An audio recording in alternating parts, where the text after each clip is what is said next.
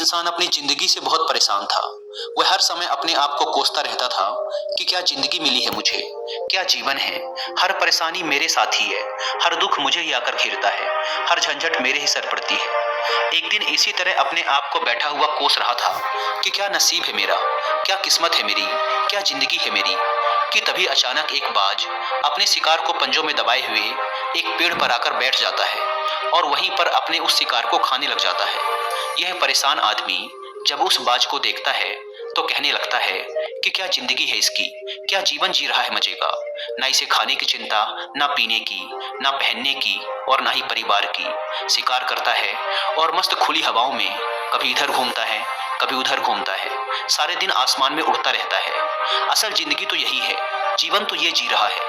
और फिर वो आसमान की तरफ देखकर जोर जोर से चिल्लाता है कि काश मैं भी एक बाज होता तो मुझे भी कोई दुख ना होता, मुझे भी कोई परेशानी ना होती, काश मैं भी एक बाज होता।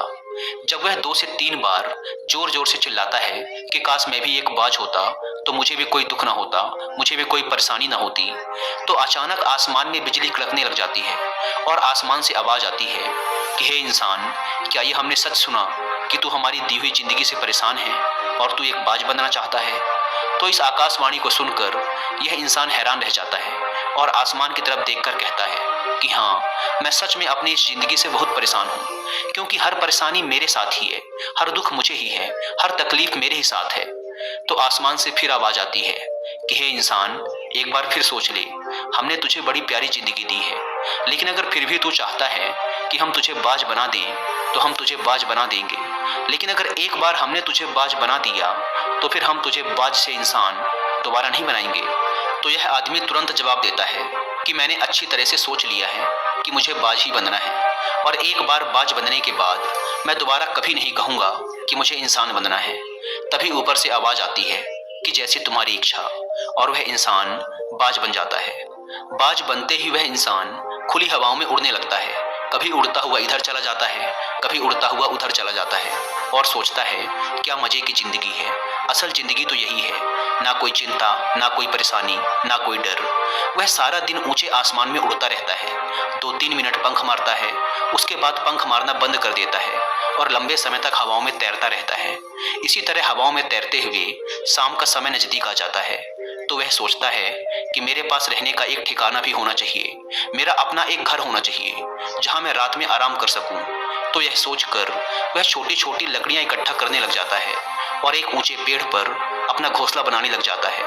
एक एक लकड़ियां इकट्ठा करके वह अपने लिए एक सुंदर सा घोंसला तैयार कर लेता है और रात में उसी में सो जाता है और सोचता है सुबह उठकर शिकार भी करूंगा और सुबह उठकर फिर से मौज मस्ती भी करेंगे, खुली हवाओं में उड़ेंगे।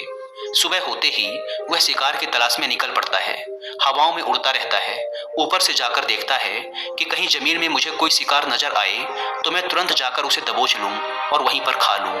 लेकिन उसे कोई शिकार नजर नहीं आता। काफी समय बीत जाता है, वह लगातार ऊंचाई से शिकार को ढूंढता रहता है, लेकिन उसे कोई शिकार नहीं मिलता।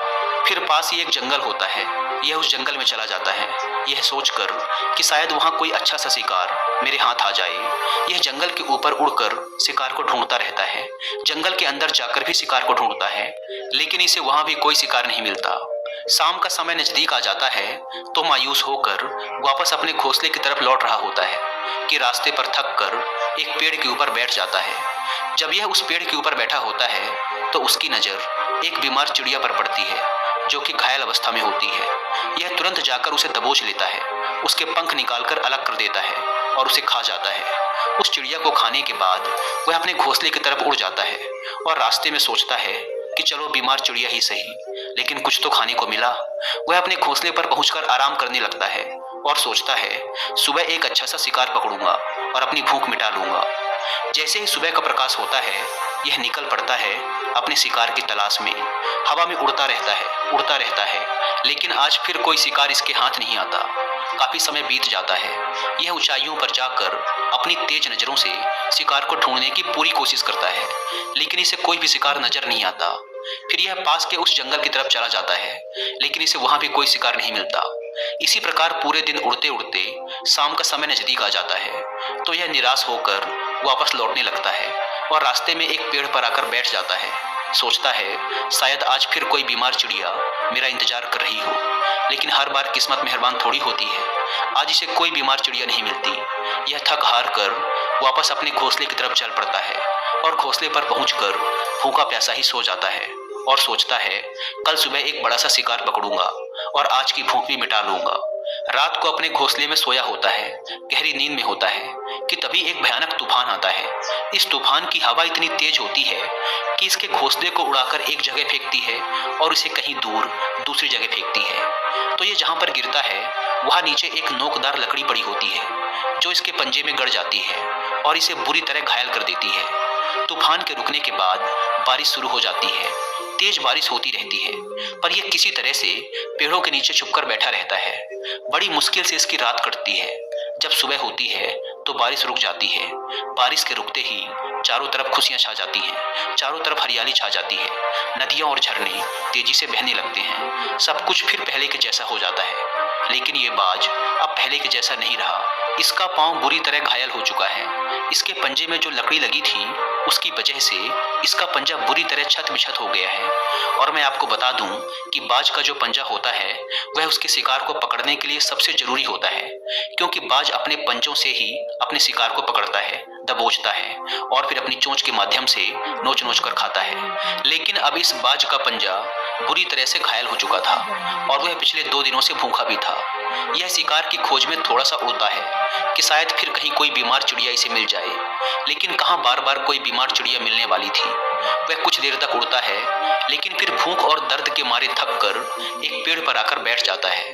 वह पेड़ पर आकर बैठ तो जाता है, लेकिन उसे पता नहीं था कि यहाँ एक और मुसीबत उसका इंतजार कर रही है।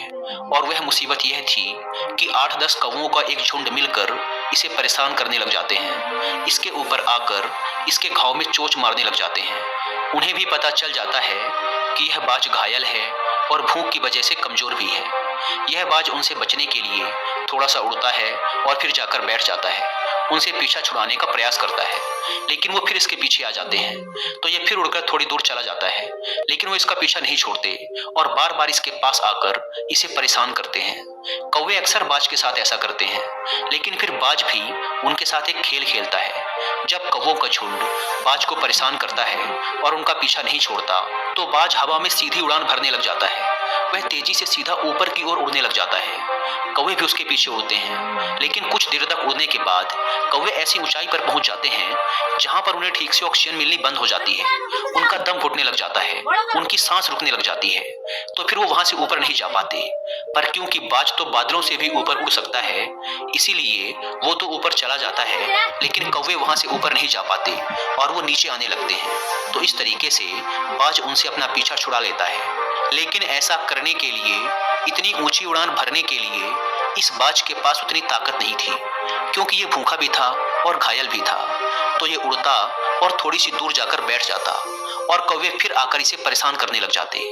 इसी तरह भूख और घायल हालत में एक दिन गुजर जाता है, दूसरा दिन गुजर जाता है, तीसरा दिन गुजर जाता है, लेकिन इस बाज की हालत में कोई सुधार नहीं हो रहा था। वह बद से बदतर होती जा रही थी। चौथे दिन जब ये बिल्कुल खत्म होने पर आ जाता है, इसके अंदर बिल्कुल ताकत नहीं बचती और इसका शरीर इसका साथ छोड़ने लगता है, तो यह किसी तरीके से उड़कर पास ही इंसानों की एक हॉस्पिटल होती है, उसकी छत पर आकर बैठ जाता है और वहां से आने जाने वाले मरीजों को देखता है और अपने आप से कहता है कि काश आज मैं एक इंसान होता तो ऐसे छोटे मोटे जख्मों का हॉस्पिटल से इलाज करवा लेता, या किसी को बता देता कि मैं भूखा हूँ, परेशान हूँ, मेरे साथ ये परेशानी है। लेकिन आज मैं एक ऐसा बेजुबान परिंदा हूँ जो किसी से कुछ नहीं कह सकता, किसी को अपना दुख नहीं बता सकता, किसी से कोई मदद नहीं मांग सकता। यही बात सोचकर वह उसी छत पे अपना दम तोड़ देता है।